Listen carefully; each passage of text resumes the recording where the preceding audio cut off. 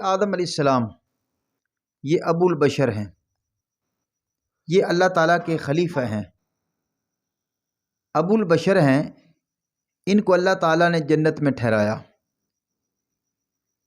حضرت سیدنا آدم علیہ السلام جنت میں اکیلے ہیں۔ ایک دفعہ ان پر نیند کا غلبہ ہوا۔ جب غلبہ ہوا تو ان کی پسلی سے اللہ تعالیٰ نے حضرت حوا کو پیدا فرمایا۔ اب حضرت آدم علیہ السلام کی جب آنکھ کھلی تو آپ نے دیکھا کہ آپ کے سر کی طرف ایک عورت بیٹھی ہے۔ حضرت آدم علیہ السلام نے مخاطب ہو کر کہا کہ تو کون ہے؟ وہ کہتی ہے میں عورت ہوں۔ تو حضرت آدم علیہ السلام نے کہا کہ اللہ نے تجھے کیوں پیدا فرمایا؟ تو وہ عورت بولی کہ اللہ تعالیٰ نے مجھے آپ کے سکون کے لیے پیدا فرمایا ہے، تاکہ آپ مجھ سے سکون حاصل کریں، میں آپ سے سکون حاصل کروں۔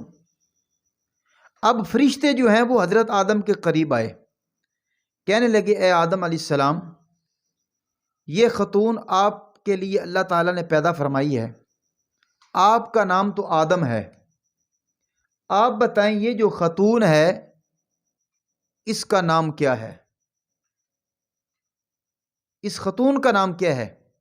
تو حضرت آدم علیہ السلام آپ کی زبان سے نکلا کہ اس خاتون کا نام حوا ہے۔ فرشتوں نے کہا کہ حوا کا مطلب کیا ہے؟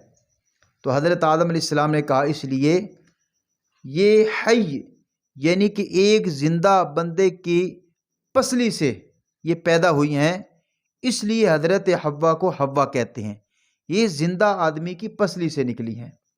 اور پھر دیکھیے جو یہ واقعہ ہے کہ حضرت حوا نے کہا کہ میں آپ کے سکون کے لیے پیدا کی گئی ہوں اور آپ میرے سکون کے لیے ہیں۔ تو میاں بیوی جو ہیں یہ ایک دوسرے کے لیے سکون کا باعث ہیں۔ بندے کے لیے عورت سکون ہے، عورت کے لیے جو اس کا خامد ہے وہ سکون ہے۔ تو لہذا میاں میاں رہے، بیوی بیوی رہے۔ سکون اس وقت ختم ہوتا ہے جب میاں بیوی بن جاتی ہے، بیوی میاں بننے کی کوشش کرتی ہے۔ آج کی یہ جو تہذیب ہے اس نے اسی طرح بیڑا غرق کیا ہے۔ نئی تہذیب کا نقشہ عیاں ہے، میاں بیوی ہے اور بیوی میاں ہے، سمجھ نہیں لگتی۔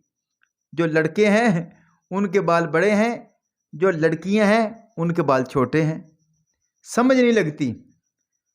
ادھر مجھے ایک لطیفہ یاد آ گیا، میں آپ کو وہ سنا دوں، بڑی توجہ۔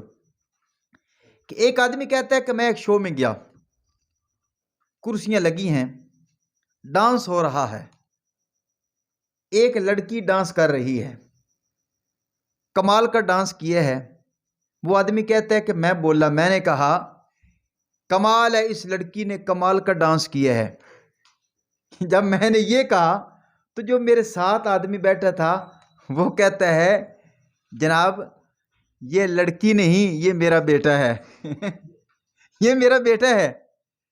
اب جو میرے پاس وہ مس بیٹھی تھی، میں نے کہا مس صاحبہ معاف کیجئے، مجھے نہیں علم تھا کہ یہ آپ کا بیٹا ہے، مس صاحبہ مجھے معاف کریں۔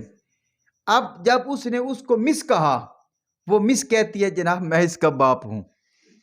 یعنی کہ جو وہ لڑکا ہے وہ لڑکی محسوس ہو رہی ہے، جو اس کے پاس وہ اس کا باپ بیٹھا ہے وہ مس صاحبہ محسوس ہو رہی ہیں۔ تو یہ ایسا معاملہ ہے، آدمی گھر جاتا ہے اس کو سمجھ نہیں ہے کہ میں نے کیا کرنا ہے۔ یہ سکون اس لیے ختم ہوا ہے، اور زمین آسمان تو نہیں ہو سکتی، نہ آسمان زمین بن سکتا ہے۔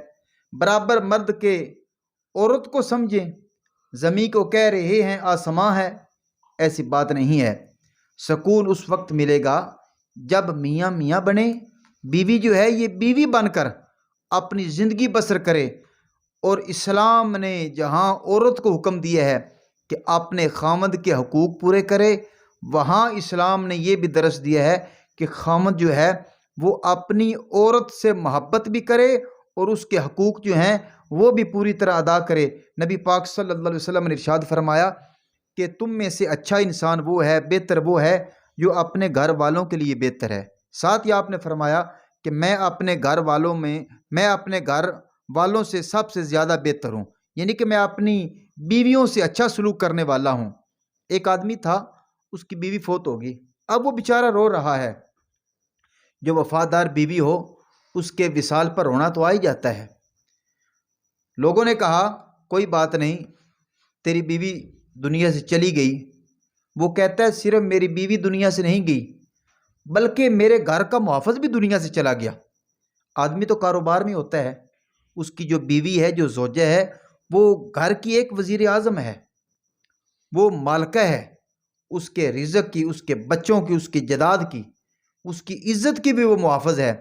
وہ کہنے لگا میں روتا اس لیے ہوں کہ میرا محافظ چلا گیا، میں روتا اس لیے ہوں کہ میری باورچن چلی گئی ہے جو مجھے کھانا دیتی تھی، میری دوبن چلی گئی ہے جو مجھے کپڑے دھو کر استری کر کے دیتی تھی، اور بچوں کی آیا چلی گئی، یعنی کہ بچوں کی محافظ جو ہے وہ دنیا سے چلی گئی۔ تو میرے بھائیو دوستو، کامیابی اور سکون اسی میں ہے کہ میاں بیوی پیار سے، محبت سے زندگی گزاریں، اور یہ پیار، محبت، سکون اس وقت نصیب ہوگا جب دونوں، یعنی کہ میاں اور بیوی، یہ دونوں رسول اللہ صلی اللہ علیہ وسلم کی تعلیم کے مطابق زندگی بسر کریں گے تو پھر اطمینان ہوگا۔ چاہتا ہے چین و اطمینان گر، چل رسول اللہ کی تعلیم پر۔